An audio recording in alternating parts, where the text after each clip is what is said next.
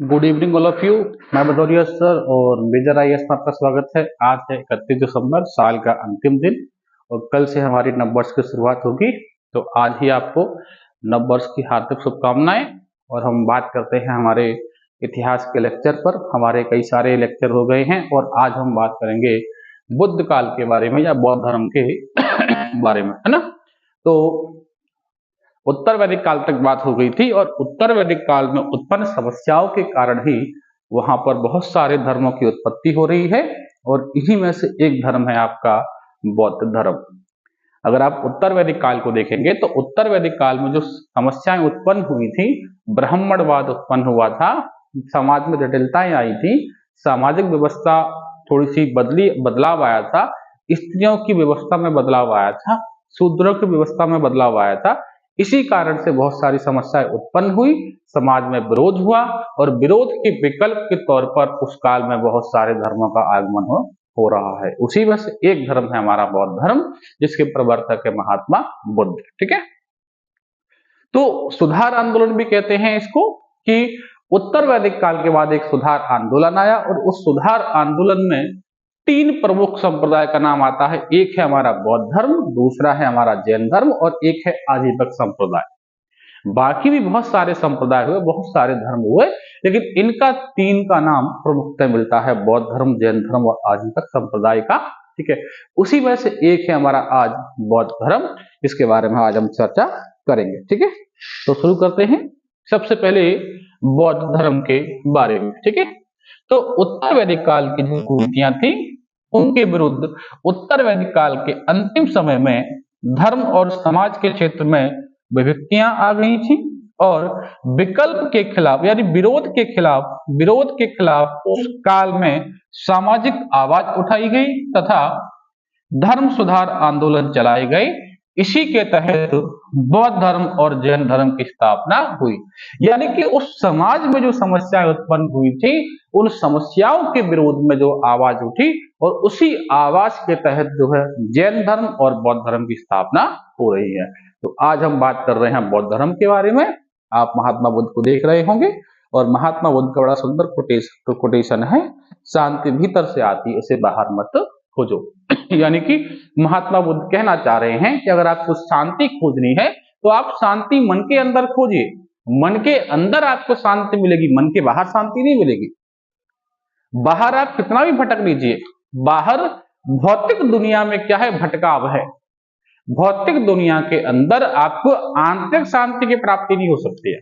आंतरिक शांति के लिए आपको आत्मा को खोजना होगा, आपको आत्मा में झांकना होगा कि आपकी आत्मा की आवाज क्या है, आपके मन के अंदर क्या चल रहा है।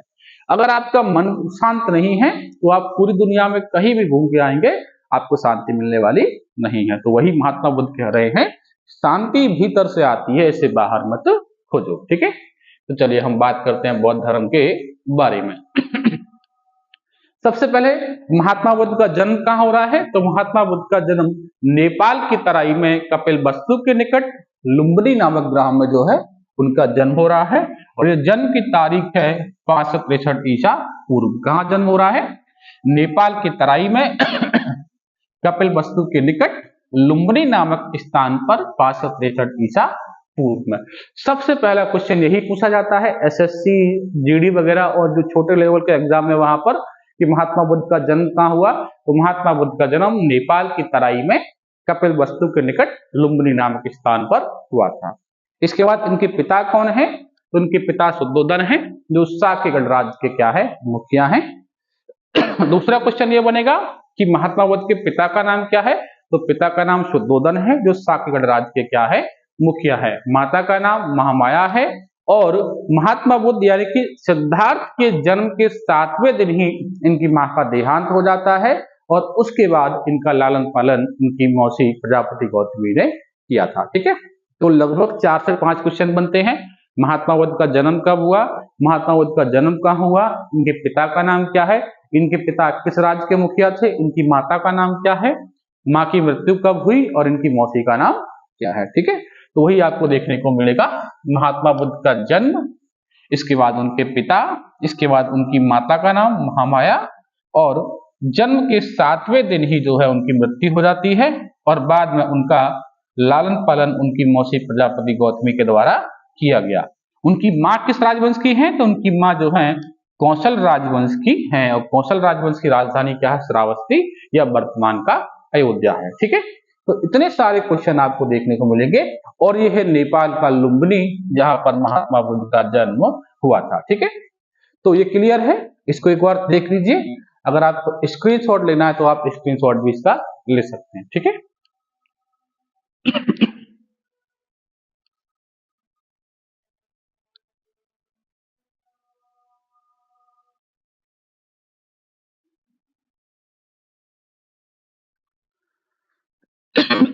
चलिए आगे देखते हैं। तो इनके बचपन का नाम क्या है? तो इनके बचपन का नाम है सिद्धार्थ। ठीक है, इनके बचपन का नाम क्या है? इनके बचपन का नाम सिद्धार्थ है। ठीक है, इनके बचपन का नाम क्या है? सिद्धार्थ है। और 16 वर्ष की आयु में इनका विवाह यशोधरा नामक कन्या से हुआ, और बाद में इनको राहुल नामक पुत्र की प्राप्ति हुई, है ना? राहुल नामक पुत्र की प्राप्ति हुई। ठीक है, तो राहुल नामक पुत्र की प्राप्ति जो है इनको हो रही है। 16 वर्ष की आयु में विवाह हो रहा है और राहुल नामक पुत्र की प्राप्ति हो रही। अब देखिए, महात्मा बुद्ध के जन्म के बाद क्या हुआ? जैसे ही इनकी माता का देहांत हुआ तो उनके पिता ने बहुत सारे ब्राह्मणों को बुलाया और ब्राह्मणों से कहा कि आप चेक करिए कि ऐसा क्यों हो रहा है कि, एक सेकंड के लिए, हाँ, तो इनकी ब्राह्मणों को बुलाया गया और ब्राह्मणों से पूछा गया कि आपको सिद्धार्थ की कुंडली बनाइए और बताइए कि ऐसा क्यों हो रहा है कि जन्म के 7वें दिन ही मेरा बेटा अपनी मां को खो देता है। इसीलिए बहुत सारे ब्राह्मणों ने जब कुंडली निकाली और कुंडली को खोजा तो उन्होंने कहा कि महाराज, या तो आपका बेटा बहुत बड़ा साधु बनेगा या फिर बहुत बड़ा सम्राट बनेगा। साधु के नाम से डरने के कारण जो है उनके पिता शत्रुघ्न ने कहा कि अगर मेरा बेटा साधु बन गया तो मैं इतने बड़े साम्राज्य का क्या करूंगा। इसीलिए बचपन से ही महात्मा बुद्ध को भौतिक दुनिया में जीने के लिए जो है डाला गया। लेकिन कहीं ना कहीं फिर भी सिद्धार्थ का मन बहुत विचलित है।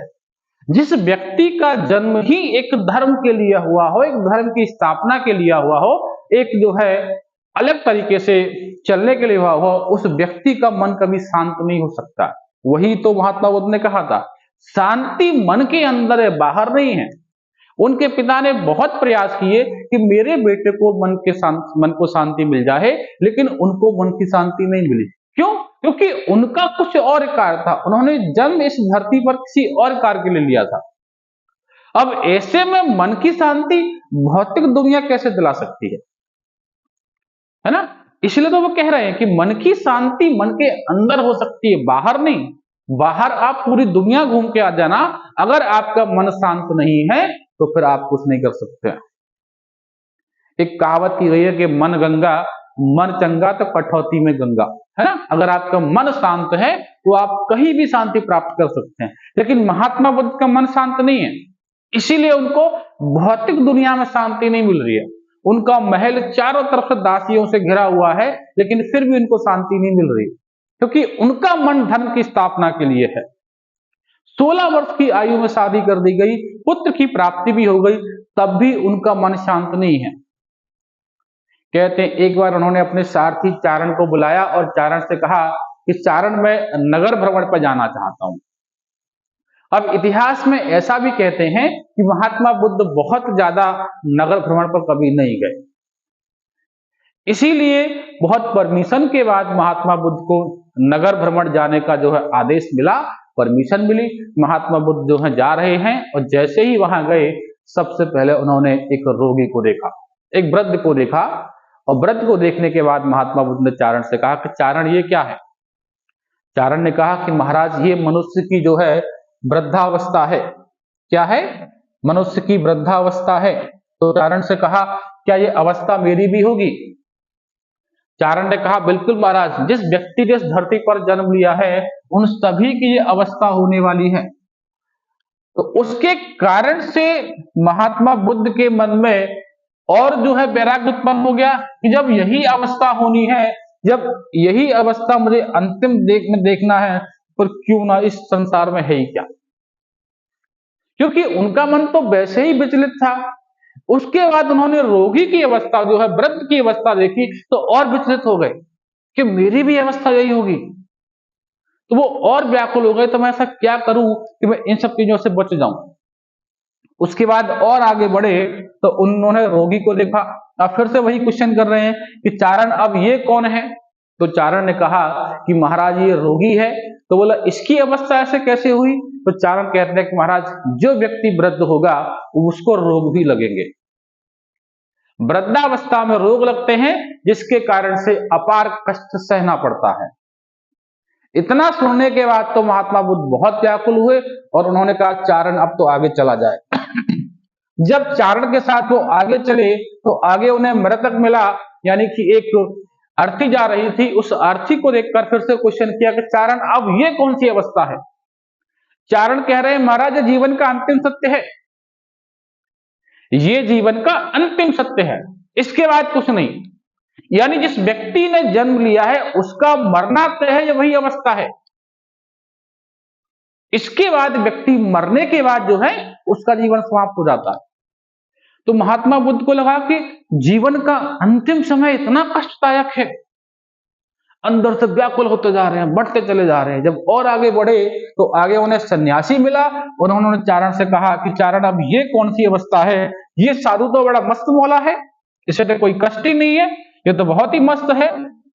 तो उसके बाद जो है चारण ने कहा कि महाराज ये सन्यासी है, इसे भौतिक दुनिया से कोई लेना देना नहीं है, ये आध्यात्मिक दुनिया में रहते हैं। और ये सन्यासी जो है ये सन्यास को ग्रहण किए होते हैं, इन्हें सांसारिक जीवन से कोई लेना देना नहीं है। जो व्यक्ति सांसारिक मोह माया को त्याग कर जो है आध्यात्मिक दुनिया में चला जाता है उसका मन शांत हो जाता है और उसे किसी प्रकार का कोई दुख, कोई रोग, कोई अवस्था उसकी पीड़ा वाली नहीं रहती है।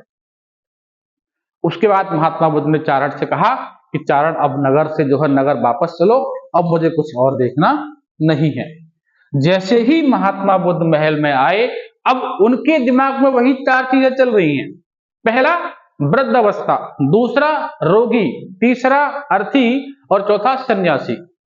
अब वो तुलना कर रहे हैं कि अगर हम भौतिक दुनिया में रहे, अगर हम इसी जो है भोग विलासता कामना में रहे तो मेरा जीवन भी यही हो जाएगा, तो क्यों ना मुझे जो इससे ऊपर उठ जाना चाहिए।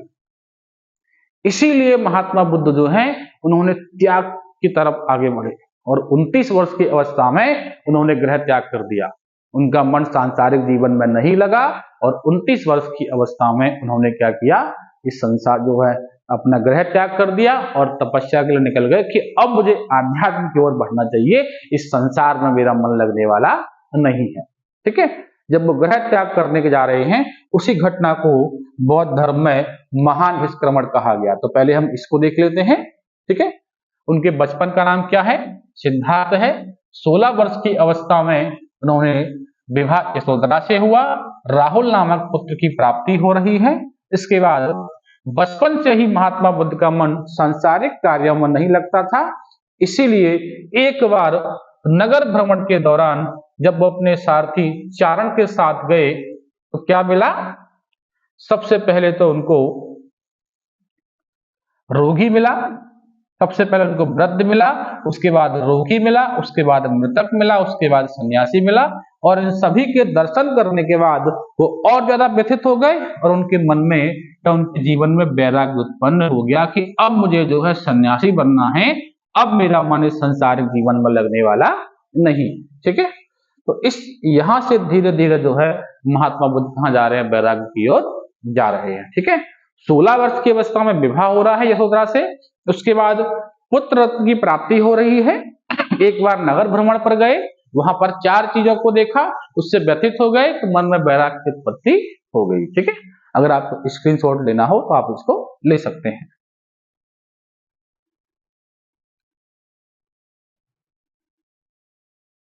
ठीक है, चलिए, तो महात्मा बुद्ध के वैराग्य की उत्पत्ति तक यहां तक बात हो गई है। इसके बाद मन ही सब कुछ है, आप जो सोचते हैं वही बन जाते हैं। वही मैंने कहा था कि मन के हारे हार है और मन के जीते जीत। महात्मा बुद्ध कह रहे हैं मन ही सब कुछ है, आप मन के अकॉर्डिंग चलोगे तो आप जो चाहोगे वही बन जाओगे। अगर आपके मन ने सोच लिया कि मुझे अशांत रहना है तो आप अशांत रहेंगे, अगर आपके मन ने सोच लिया कि मुझे शांत रहना है तो आप शांत हो जाएंगे। इसलिए तो कहा गया मन के हारे हार है और मन के जीते जीत। तो मन ही सब कुछ है, जो आप सोचेंगे वही आप जो है क्या बन जाएंगे। ठीक है, इसके बाद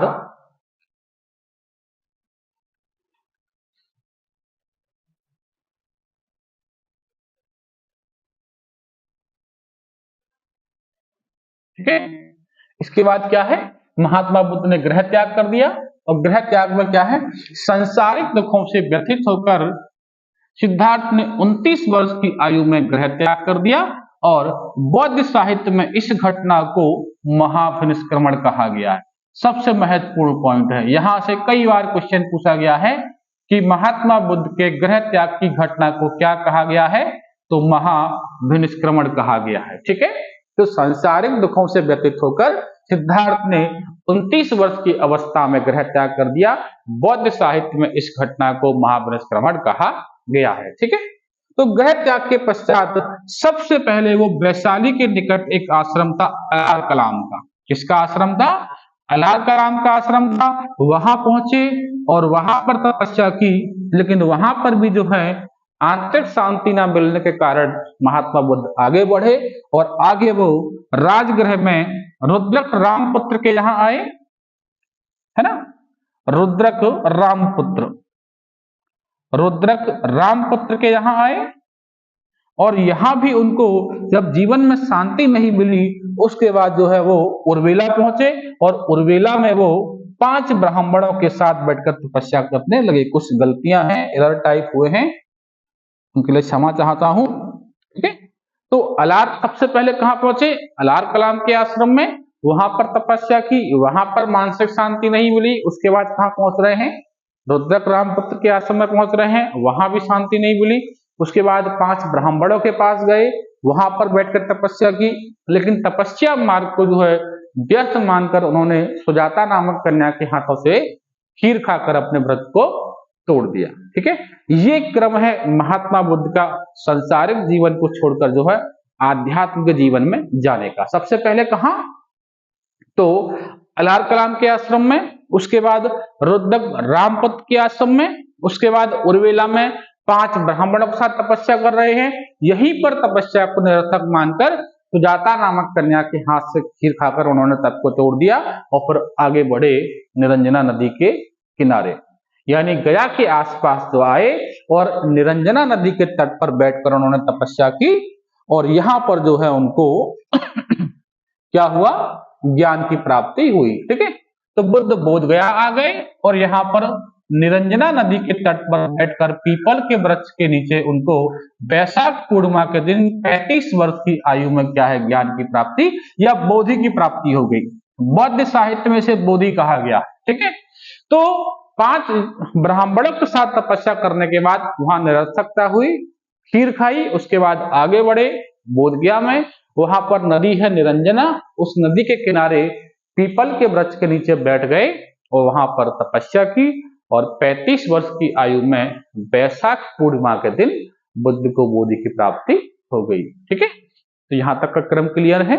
महात्मा बुद्ध का जन्म, उसके बाद का जीवन, सांसारिक जीवन, गृह त्याग, उसके बाद साथ जो है अलार कलाम से मिलना, रुद्रक रामपुत्र से मिलना, 5 ब्राह्मणों से मिलना, उसके बाद बोध गया आना और बोध गया में जो है निरंजना नदी के किनारे पीपल के वृक्ष के नीचे 35 वर्ष की आयु में वैशाख पूर्णिमा को महात्मा बुद्ध को बोधि की प्राप्ति हो रही है। बोधि का मतलब होता है ज्ञान। ठीक है, तो बौद्ध साहित्य में बोधि का अर्थ क्या है?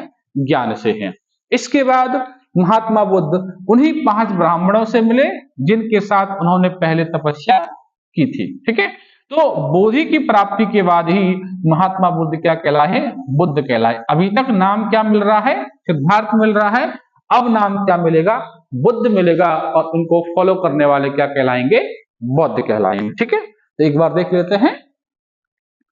बोध गया आ गए, यहां पर निरंजना नदी के तट पर पीपल के वृक्ष के नीचे वैशाख पूर्णिमा के दिन 35 वर्ष की आयु में उन्हें बोधि की प्राप्ति हुई। क्या हुई?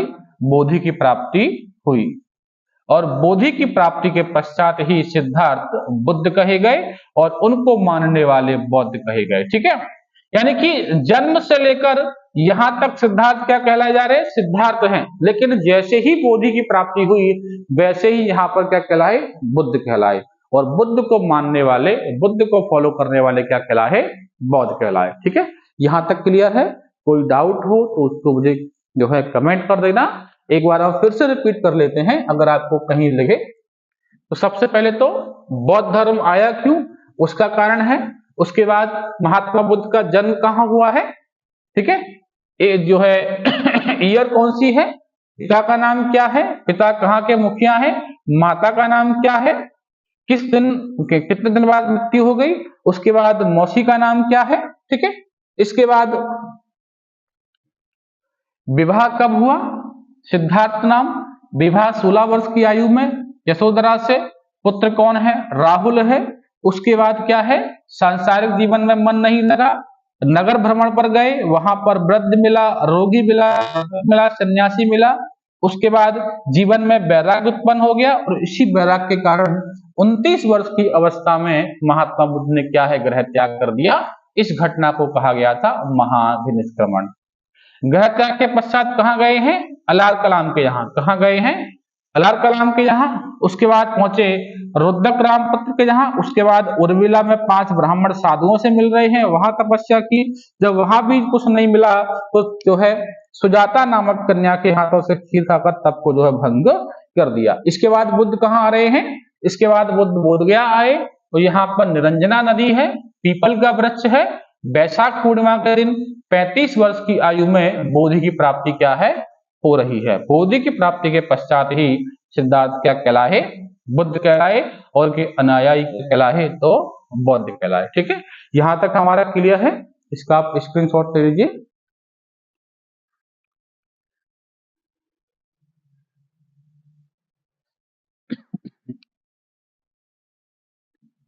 चलिए इसके बाद आगे देखते हैं। ज्ञान प्राप्त करने के पश्चात इस घटना को बौद्ध साहित्य में संबोधि के नाम से जाना जाता है। क्या कहते हैं, संबोधि। यानी कि ज्ञान प्राप्त की घटना को बौद्ध धर्म में संबोधि कहा गया है। ठीक है, इसके बाद महात्मा बुद्ध ने सर्वप्रथम सारनाथ में पहुंचकर 5 ब्राह्मणों को उपदेश दिए। वही ब्राह्मण हैं जिनके साथ महात्मा बुद्ध ने क्या की थी, तपस्या की थी। ठीक है, तो सारनाथ में पहुंचकर महात्मा बुद्ध ने क्या किया है, उन 5 ब्राह्मणों को उपदेश दे रहे हैं।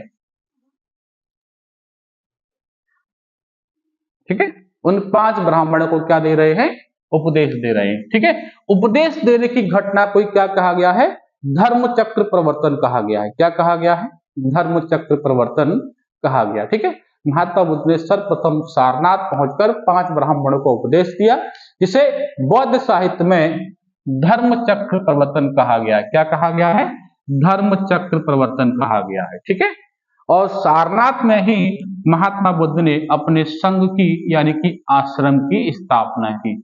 हिंदू धर्म में उसको आश्रम कहा जाता है और बौद्ध धर्म में उसे संघ कहा जाता है। क्लियर है। बोधि की प्राप्ति होने के बाद उसे संबोधि कहा गया। उसके बाद वहां जो है महात्मा बुद्ध कहाँ आ रहे हैं, सबसे पहले उन 5 साधुओं से मिल रहे हैं सारनाथ में आकर, और वहां पर उन्हें उपदेश दे रहे हैं। इसी उपदेश की घटना को धर्म चक्र प्रवर्तन कहा गया, और इसी सारनाथ में महात्मा बुद्ध ने अपनी संघ की स्थापना की है। और संघ का मतलब होता है आश्रम। हिंदू धर्म में आश्रम कहा जाता है और बौद्ध धर्म में उसे संघ कहा जाता है। ठीक है, इसके आगे क्या है, बुद्ध ने काशी, कौशल, कौशाम्बी तथा मगध अन्य राज्यों में क्या है, उपदेश दिए हैं। ठीक है, सबसे अधिक उपदेश की बात आएगी तो कौशल राज्य की राजधानी श्रावस्ती में। ठीक है, एक क्वेश्चन और बनता है कि महात्मा बुद्ध ने सबसे अधिक उपदेश कहाँ दिए, तो कौशल राज्य की राजधानी श्रावस्ती यानी कि अयोध्या में दिए, क्योंकि इनकी माता भी जो है वो कौशल राज्य की ही थी और उपदेश भी कहाँ दे रहे हैं, कौशल राज्य में दे रहे हैं। यहां तक क्लियर है। ठीक है, धर्मचक्र प्रवर्तन, इसके बाद क्या है, उपदेश, संघ की स्थापना और जो है सर्वाधिक उपदेश कहाँ दिए हैं? कौशल राज्य की राजधानी में। इसके अलावा उपदेश कहाँ दिए हैं? काशी, कौशल, कौशाम्बी, मगध जो है राज्यों में। ठीक है। इसके बाद आगे बढ़ते हैं। तो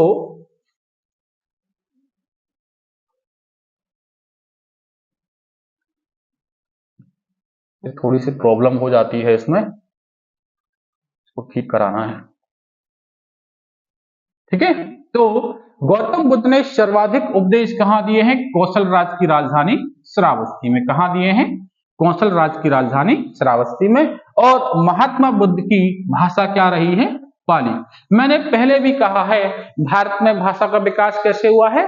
वैदिक संस्कृत, लौकिक संस्कृत, उसके बाद जो है महात्मा बुद्ध के काल में पाली, उसके बाद प्राकृत जैन धर्म में, उसके बाद अवहट, अपभ्रंश, पुरानी हिंदी और नई हिंदी के क्रम में।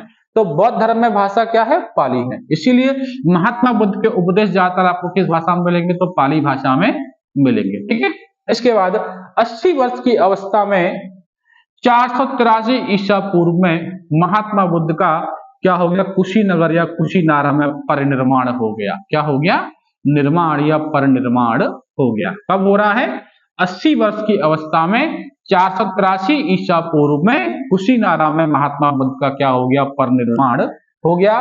बुद्ध साहित्य में इसे महापरिनिर्माण कहा जाता है। परिनिर्माण का या कहें या निर्वाण का अर्थ कहें तो निर्वाण का अर्थ होता है जीवन मरण के चक्र से मुक्त हो जाना। महात्मा बुद्ध खुद कहते हैं कि मुझे निर्वाण की प्राप्ति करनी है। अगर मनुष्य अपनी इच्छाओं पर कंट्रोल कर लेगा, अगर अष्टांगिक मार्ग को अपना लेगा, अगर 10 शीलों को अपना लेगा, तो कहीं ना कहीं उसको निर्वाण की प्राप्ति हो जाएगी। निर्वाण का मतलब होता है जीवन मरण के चक्कर से जो है मुक्ति प्राप्त कर लेना। यानी इंसान का एक बार जन्म हो और उसके बाद मृत्यु हो जाए, उसके बाद उसे दोबारा किसी भी योनि में जन्म न लेना पड़े, इसे ही कहा गया है निर्वाण। इसीलिए महात्मा बुद्ध का निर्माण जो है 483 ईसा पूर्व में 80 वर्ष की अवस्था में कुशीनारा में मल्ल राजा के यहाँ हुआ, जहां पर जो चुंद नामक व्यक्ति के यहाँ से कुछ खाने के कारण जो है उनकी मृत्यु हो जाती है। ठीक है। इसके बाद बुद्ध ने अपना अंतिम उपदेश सुवच्छ नामक परिव्राजक जो है मिलता है उसको दिया है, और वैसे अंतिम उपदेश अपना आनंद को दिया है। ठीक है। क्या करते हैं, कुछ ना कुछ लिख देते हैं पर चेक भी नहीं करते हैं।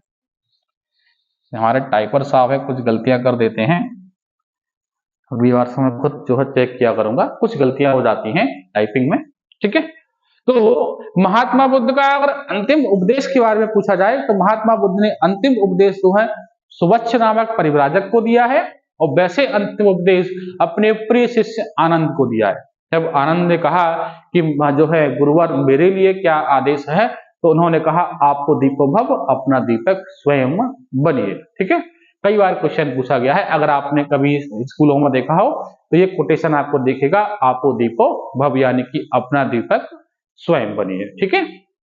तो अंतिम उपदेश सुवच्छ नामक परिव्राजक को, और वैसे पूछा जाए तो किसको दिया गया है? आनंद को दिया गया है। ठीक है। खुशी का कोई रास्ता नहीं होता, खुशी ही रास्ता है। यानी कि खुशी के लिए आप कोई रास्ता ढूंढेंगे तो आपको रास्ता नहीं मिलेगा, खुशी ही रास्ता है। आप जिस चीज को खुशी मान लेंगे वही आपके लिए रास्ते का निर्माण हो जाएगा। वैसे भी महात्मा बुद्ध ने कहा है कि इच्छा ही दुख है। अगर आपके मन के अंदर इच्छाएं हैं तो वही दुख का कारण है। अगर आपकी इच्छाएं समाप्त हो जाएंगी तो आपके दुख के कारण भी समाप्त हो जाएंगे। और बाकी वो बात सच है, हम जीवन में कितना भी पैसा कमा ले, जीवन में कितना भी प्राप्त कर ले, फिर भी कहीं ना कहीं हमारे मन के अंदर इच्छाएं बढ़ती चली जाती हैं। आज हमें ये प्राप्त हो गया, अब हमें वो प्राप्त करना है, अब हमें वो प्राप्त करना है, यानी कि हमारे मन की इच्छाएं डे बाई डे क्या है? बढ़ती चली जाती है। इसीलिए हम दुखी हैं। सन्यासी दुखी क्यों नहीं है? क्योंकि उसके जीवन में कोई इच्छा ही नहीं है। उसका बस एक ही काम है, मुझे इस भौतिक दुनिया से दूर जाना है, मुझे इस भव सागर से पार होना है, मुझे निर्वाण की प्राप्ति करनी है। जब उसके मन में कोई इच्छाएं नहीं रहेंगी तो वो सुखी रहेगा, वो खुश रहेगा। सांसारिक व्यक्ति के मन में हर दिन एक नई इच्छा होती है कि मुझे कुछ प्राप्त करना है, मुझे ये चाहिए, मुझे वो चाहिए, और वही हमारे दुख का कारण है। मिल गया तो ठीक, नहीं मिला तो हम दुखी हैं। ठीक है। तो इससे आगे देखते हैं, इसका स्क्रीनशॉट लेना हो तो ले लीजिए।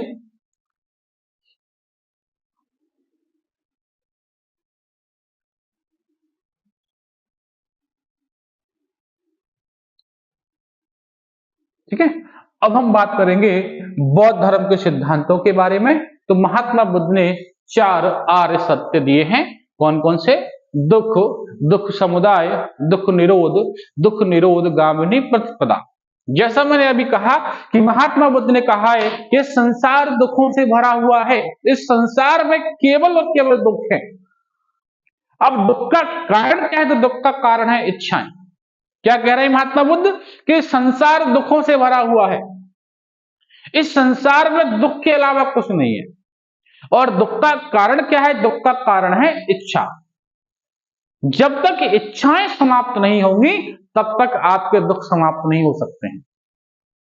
ठीक है, इसीलिए महात्मा बुद्ध ने कहा ये 4 आर्य सत्य हैं। दुख, दुख समुदाय यानी कि दुख है, दुख के कारण है, और दुख निरोध है, दुख की जो है इच्छाओं का बढ़ना है। अब दुख को दूर कैसे करें? तो उसके लिए बता रहे हैं दुख निरोध गामिनी प्रतिपदा, जिसमें अष्टांगिक मार्गों की बात आएगी। अगर व्यक्ति अष्टांगिक मार्गों को अपना लेता है तो कहीं ना कहीं वो इन दुखों से दूर हो जाएगा। ध्यान रखना, कई बार क्वेश्चन पूछा गया है कि महात्मा बुद्ध ने कितने आर्य सत्य दिए हैं? 4 दिए हैं। दुख, दुख समुदाय, दुख गामिनी, है ना, दुख निरोध और दुख निरोध गामिनी प्रतिपदा। संसार दुखों से भरा है और दुखों का कारण क्या है? इच्छाएं। अगर हम इच्छाएं समाप्त कर लेते हैं तो हमारे दुख भी समाप्त हो जाएंगे। ठीक है, उसी के लिए महात्मा बुद्ध कह रहे हैं कि अगर आपको इच्छाएं समाप्त करनी है, अगर आपको दुख समाप्त करने हैं, तो आपको अष्टांगिक मार्ग या फिर 10 शीलों का पालन करना चाहिए। अगर आप उपासक हैं तो 10 शीलों का पालन कर लीजिए। अगर आप भिक्षु हैं तो आपको अष्टांगिक मार्गों की तरफ बढ़ना चाहिए, क्योंकि सांसारिक व्यक्ति के लिए, उपासक के लिए अष्टांगिक मार्ग थोड़े से टिपिकल पड़ जाएंगे। इसलिए महात्मा बुद्ध कह रहे हैं अगर आप उपासक हैं तो आप जो हैं 10 शीलों का पालन करिए। उपासक का मतलब होता है सांसारिक जीवन में रहकर जो है धर्म की रक्षा करना, धर्म को मानना। भिक्षुक का मतलब होता है आश्रम के अंदर रहकर जो है धर्म को फॉलो करना। ठीक है, तो आज हमारी क्लास यहीं तक रहेगी। अगर आपको हमारा वीडियो अच्छा लगे तो हमारे चैनल को मेजर आईएएस सब्सक्राइब करें, लाइक करें और उसका बेल आइकन का बटन दबाएं। Thank you.